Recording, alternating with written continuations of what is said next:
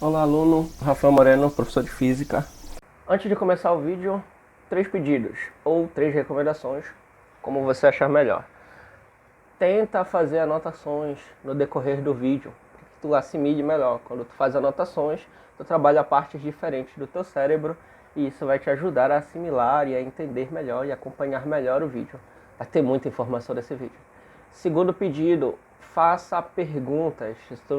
Se eu passar muito rápido por alguma parte do texto e tu não entenderes, é desejável que tu faça perguntas, até para eu entender aonde é que eu estou errando ou onde eu posso melhorar.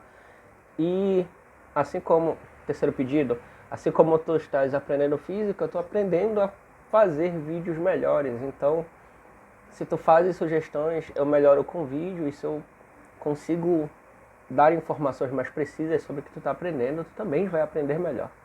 Beleza? Começa o vídeo, grande abraço e até mais. E a gente vai retomar a nossa aula de cinemática com a resolução daqueles 2 problemas que eu deixei pendentes. Eu deixei pendente nesse mar de informação. Como a pergunta é referente somente ao corredor, o que a gente pode fazer é ignorar todas as informações que não se referem ao corredor. Então eu vou apagar tudo que não se refere ao corredor. Aí eu vou organizar. A pergunta é: quanto tempo o corredor precisará para chegar na posição igual a 20? Então a pergunta é referente ao tempo. Eu já tenho a informação da posição do corredor. Então aqui na função, onde tiver posição, eu vou colocar esse 20. Fazer uma substituição simples. Aí eu vou ficar com 20 igual a 5 mais 0,5t. Esse 0,5 é a velocidade, esse 5 é a posição inicial. Eu vou passar esse 5 que está somando para o outro lado, subtraindo. Eu vou ter 20 menos 5. 20 menos 5, 15. Vou pegar o meio que está multiplicando o tempo e passar dividindo. E aí eu vou ter que o tempo é igual a 30 segundos. Eu posso substituir aqui no reloginho. E vou ter que o corredor vai chegar na posição 20 com 30 segundos. Existe uma diferença sutil entre função e equação. Função tem 2 grandezas se correlacionando de modo variável, ou seja, se eu mudar o tempo, eu vou mudar também a posição. Na equação, eu só tenho uma grandeza que eu desconheço, que aí a gente chama de incógnita. E quando a gente chega nesse ponto, a gente só tem uma coisa para fazer, é isolar essa incógnita.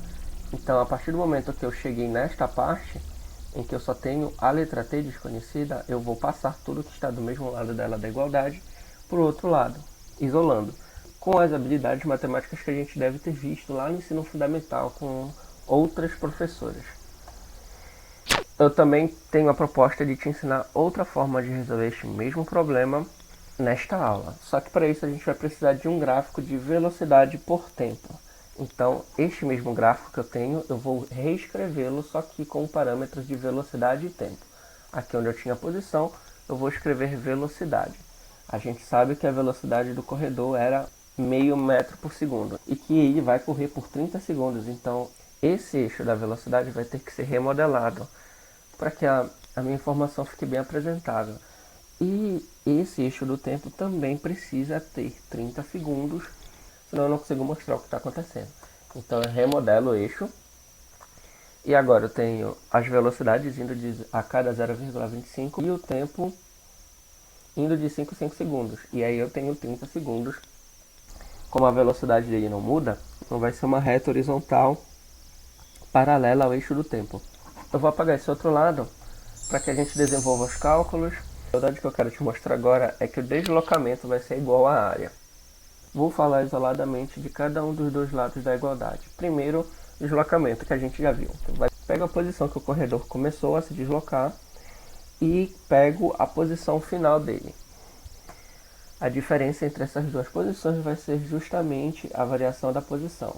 Posso pegar aqui e escrever em cima dessa reta a variação de posição. Vai ser igual a posição final menos inicial. A posição final era 20 e a inicial era 5. Então o deslocamento dele é 15 metros. A variação da posição, 15 metros. Vou colocar em destaque essa informação, só que agora eu vou falar da área. Então eu vou apagar isso e vou falar só sobre a área que eu quero me referir. Essa área que eu estou tratando vai ser a área entre essa reta que representa a velocidade do corredor e o eixo horizontal do tempo. Vocês percebem que é um retângulo. Calcular a área de retângulo é bem simples, basta fazer base vezes altura. A base é o tempo, a altura a velocidade. Então, velocidade vezes o tempo. Eu sei que a velocidade é, nesse caso, 0,5. Posso substituir. O tempo eu não sei quanto é, mas é exatamente o que eu quero saber neste problema. Então eu posso estabelecer a relação de igualdade e mais uma vez a gente volta para a equação, onde eu só tenho uma incógnita. Então eu vou isolar o tempo. Vou passar esse meio que está multiplicando, dividindo. E mais uma vez, o tempo vai ser igual a 30 segundos. Claro, é o mesmo problema, só um outro método. Posso escrever aqui o tempo de 30 segundos e posso remodelar o gráfico. A gente vai voltar para o problema do Centauro e notar as pequenas mudanças que o movimento retrógrado pode apresentar. Então, mais uma vez, aquele mar de informação, a pergunta do Centauro está em vermelho, quanto tempo o Centauro precisará para chegar na posição de 0 metros. E mais uma vez, eu vou apagar tudo que não se refere ao Centauro. Vai ficar no quadro somente as informações sobre o Centauro. Eu vou reorganizar as informações e colocar o Centauro na posição final que eu espero dele. Eu quero saber que tempo o relógio vai estar marcando. Essa é a função horária do Centauro com velocidade negativa. Então, quanto tempo o Centauro precisará para chegar na posição de 0 metros? Isso aqui é um valor de posição. Onde tiver posição na função, eu vou substituir esse valor. E a partir daí, a gente vai construir a equação. E quando a gente chega na equação, a única coisa que a gente vai fazer é isolar a incógnita, que é o tempo. Então, eu vou ficar com menos 14 igual a menos 1. Posso cortar os dois sinais de menos e posso concluir que o tempo é igual a 14 segundos. Agora a gente vai usar um método que correlaciona o deslocamento com a área sobre a curva. Então, eu vou redesenhar o gráfico.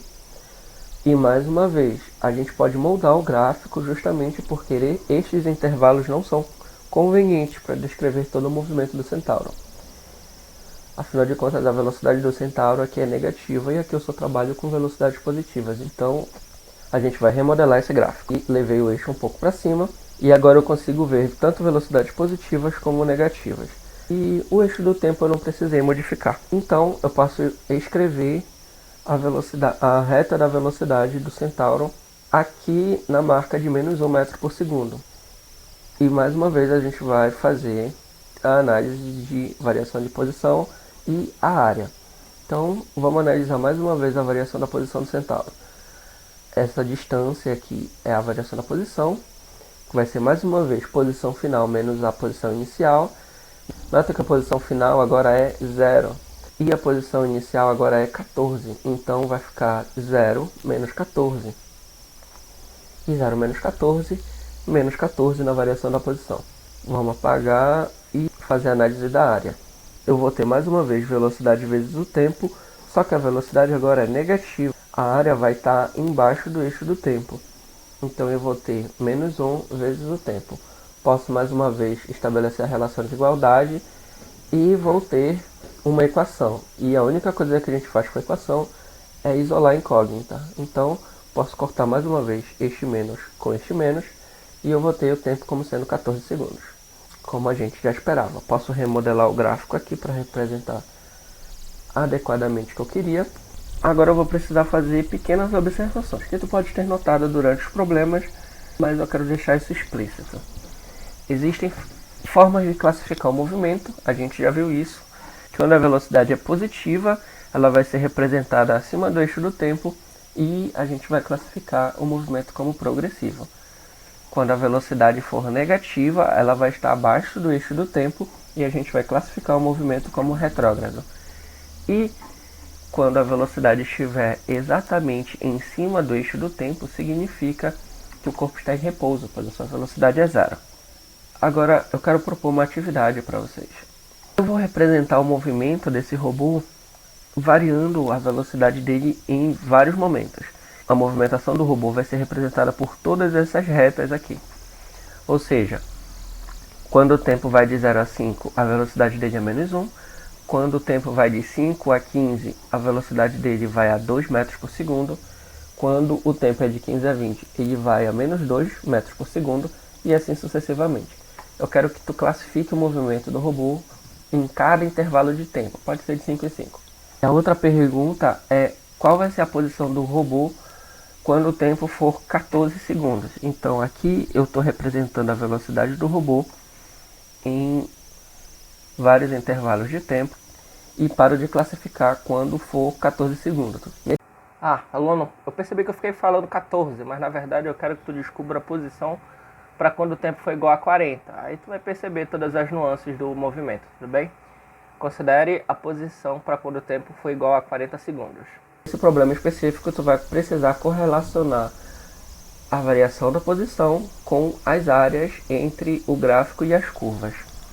Sabes que podes contar comigo. Eu também deixei outro problema, só que esse problema é do PSC. Esse problema do PSC caiu de 2019. O gráfico representa as velocidades de um objeto que se desloca ao longo de uma trajetória retilínea. Nota, gráfico de velocidade por tempo. Então, cuidado com as unidades, tá? A distância percorrida por esse objeto no decorrer do primeiro minuto de seu movimento é. Tu vais utilizar a mesma correlação entre deslocamento e área sob a curva. Vocês sabem que podem contar comigo, caso sintam dificuldades. O livro que eu consultei foi o Buongiorno. Sempre muito respeitosamente, professor Rafael Moreno. Até mais.